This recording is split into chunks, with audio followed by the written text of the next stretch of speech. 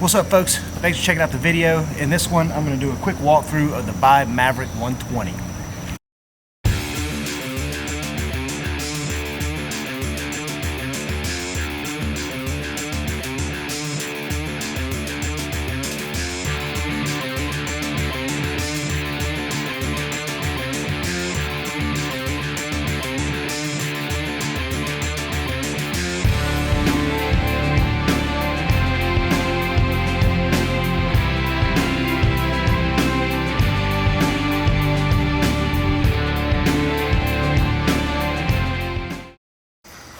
Alright, here it is, folks.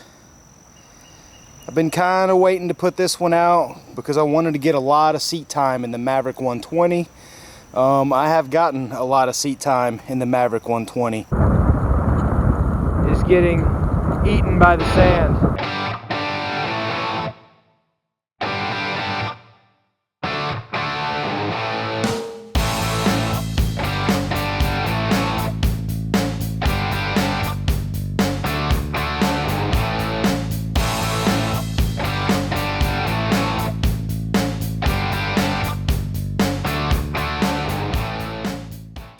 And I am super stoked about this boat. I don't know if I want to go back to another mid-size kayak or even my Seaghost 110 after paddling the Maverick 120. I paddled the Maverick 120 on the 2018 Georgia Kayak Fishing Little Tybee Island camping paddle. I was very impressed with how it handled tidal currents, heavy winds in the 15-25 mile per hour range, and being loaded down. Tybee Island's not an easy place to paddle, and this thing performed flawlessly. Now, one point I can make about the Maverick 120 that I found kind of interesting is, you know, when I've been out in the ocean with this or big lakes, as you can see, it does not have a rudder. This thing tracks amazingly well for a sit on top / SUP kayak. I thought that that's one area that this boat would not do so hot in, and to my surprise it really tracks well. When I'm in the it does both well. When I'm in the rivers, you know, if I want to turn on a dime, I can turn on a dime no problem. But if I'm paddling, you know, like I've got speed going in a certain direction, then, you know, it really holds its track really well. I think that has to do with the wide surface area of the bottom of the boat, as well as the contours on the bottom of the boat kind of grab the water at speed. They don't stick down very low, but they're long, you know, the length of the boat and prominent, and I think that holds that in the water when you're moving, and when you're not, you could spin. So on the flip side of that coin, when you're in a river, you don't necessarily need to paddle long distances, therefore you don't necessarily need to track very well. In many cases, you do need your boat to be responsive. You need to be able to kind of move your boat around with one paddle stroke, redirect the nose of your kayak. And the Maverick 120 does this well too. I can pretty much control the Maverick just sitting here in this eddy with one hand paddle strokes. This thing is super stable. I love having the open deck. It's awesome, but out here in all this moving water, I'm sitting in an eddy and the water's cruising through there. Super comfortable. Feels really good, really stable. It's doing a good job of just sitting on top of the current. Oh, there we go. There's a fish. There it is. Put that up there. A little Morgan Falls striper. So I basically got just the bare minimum on this Maverick right now.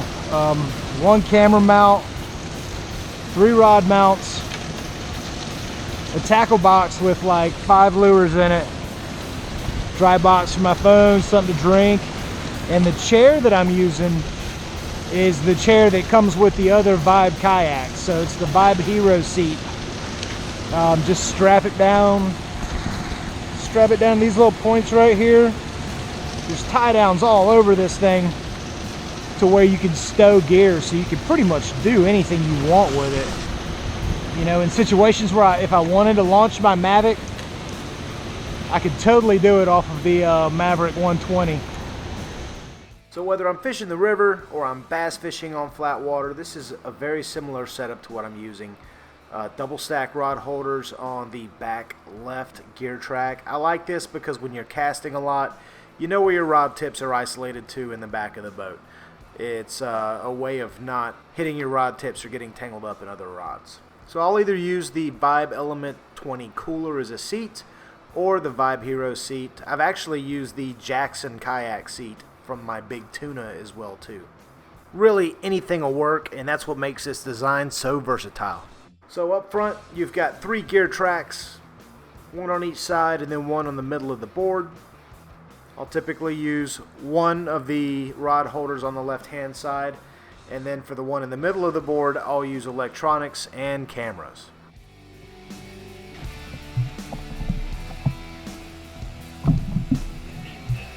So you've also got the side gear tracks, and then there's bungee tie downs up front where you can tie down any type of gear you want, whether it be camping gear, fishing equipment, tackle, a cooler, that sort of thing. Now, one of the unique features about the Maverick 120, and I really think Vibe hit on it well as far as being an innovative product, is you can sit on a cooler. You know, this is the Vibe Element 20 cooler.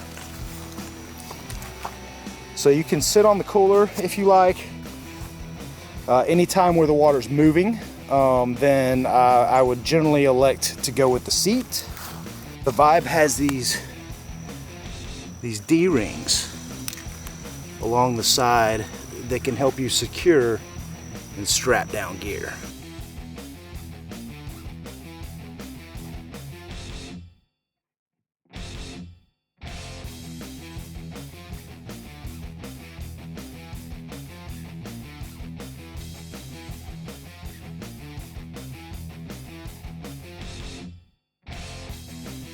So a couple of things that I also like, there's a handle in the middle. It helps with carrying it around. It also helps stow gear. You can D-ring small waterproof boxes, any other gear that you want readily available right there in between your legs. Now the Maverick 120 also has storage. There we go. It's a very shallow storage area. It does get wet. You will get water in it. So I wouldn't put your cell phone in there. You know, anytime you have electronics or things that can be damaged by water, you want to go with one of those. Now the kayak itself is filled with foam, so you know you don't have to worry about leaking. You know, you could probably put a couple 45 slugs in the deck and then fish all day. So this thing is not going to sink. It's rock solid. So this kayak is super versatile. That's really why I like it. You can do anything with it. You can set it up anyway. Saltwater, freshwater, river fishing, big lake fishing, little pond fishing, or you can just use it as a stand-up paddleboard. Super stable, you know. I think I've exceeded the weight limit on it at the Tybee trip and survived that one. It's about 75 pounds. So if you're not, you know, most people can lift 75 pounds over their head. There are some people who can't, but you know, there's also smaller kayaks if that is a concern for you as well too. But this one is, I think it's fairly easy to move around, put up and on the Jeep or truck. So yeah, definitely a plus there. Because of its foam injected core and its streamlined design with gear tracks and handles, it looks like this is a kayak that's going to last for years to come, not just be a 1 or 2 season boat. All right, so thanks for checking out the video. That's my review on the Vibe Maverick 120. If you guys have any questions or comments, let me know.